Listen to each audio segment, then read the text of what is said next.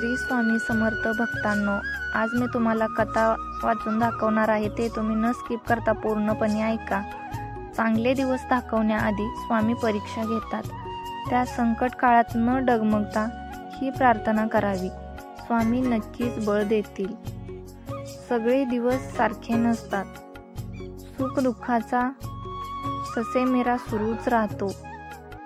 आनंदाचे दिवस निघून जातात, पण दुःखाच्या क्षणी देवाची आठवण होते. सुख मलाच का दिलेस हे आपण देवाला विचारत नाही, मात्र माझ्याच वाट्याला दुःख का दिलेस असा देवाला जाब विचारतो. देव मदत करत नाही म्हणून त्यालाच बोल लावतो. त्याऐवजी आहे ती स्थिती स्वीकारून संकटाला सामोरे जाण्याची ताकद देवाकडे मागायची. स्वामी सांगतात, भिवू नकोस, मी तुझ्या पाठीशी आहे. एवढा मोठा दिलासा असताना डगमगण्याची गरज नाही. त्याऐवजी पुढील प्रार्थना आपल्या रोजच्या उपासनेत समाविष्ट करा. केवळ शब्द नाही, तर त्यामागील भाव समजून उमजून म्हणा.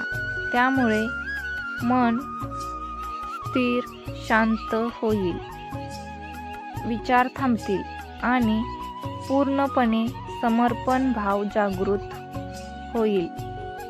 अशा स्थितीत स्वामींना विनंती करा,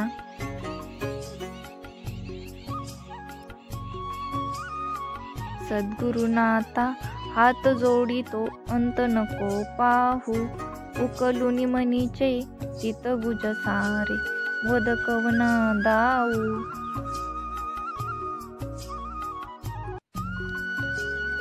निशिदिनी श्रमसी मम हितार्थ तू, किती तुझशी न देऊ. हृदयी वससे परिणच दिससी, कैसे तुझ पाहू.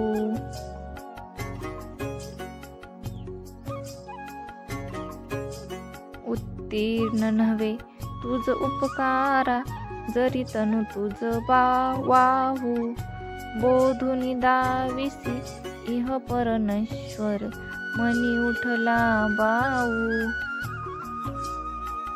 कोण कुठील मी कवन कार्य मम, जनी कैसा राहू. करी मज ऐसा निर्भय निश्चल, समसकला पाहू.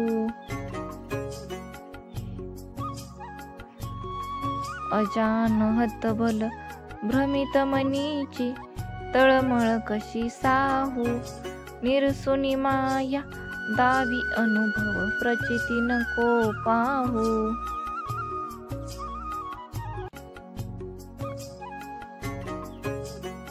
स्वामी कृपा प्राप्त होण्यासाठी आपण आपली योग्यता वाढवली पाहिजे. गरिबाला मदत करणे,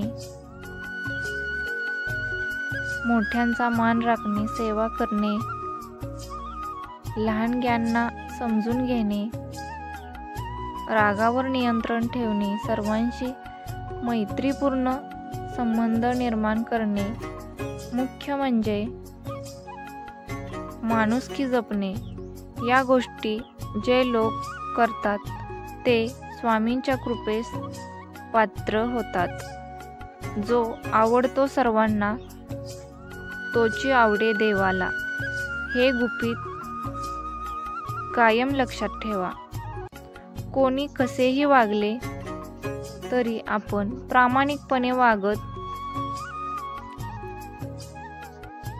असू तर आपल्या कृतीवर स्वामी लक्ष ठेवून आहेत. आपले कार्य त्यांना समर्पित करून देवकार्य करणे हेच अपेक्षित आहे. जो ही सूत्री सांभाळतो भगवंत त्यांचे रक्षण करतो. त्यामुळे संकट काळात उदास न होता मनोभावे स्वामींना या प्रार्थनेतून आर्तसाद घाला. स्वामी निश्चित मदत करतील.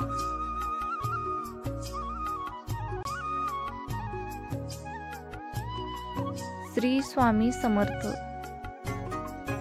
ही कथा तुम्हाला कशी वाटली नक्की कमेंट करून सांगा. जय श्री सद्गुरू स्वामी समर्थ.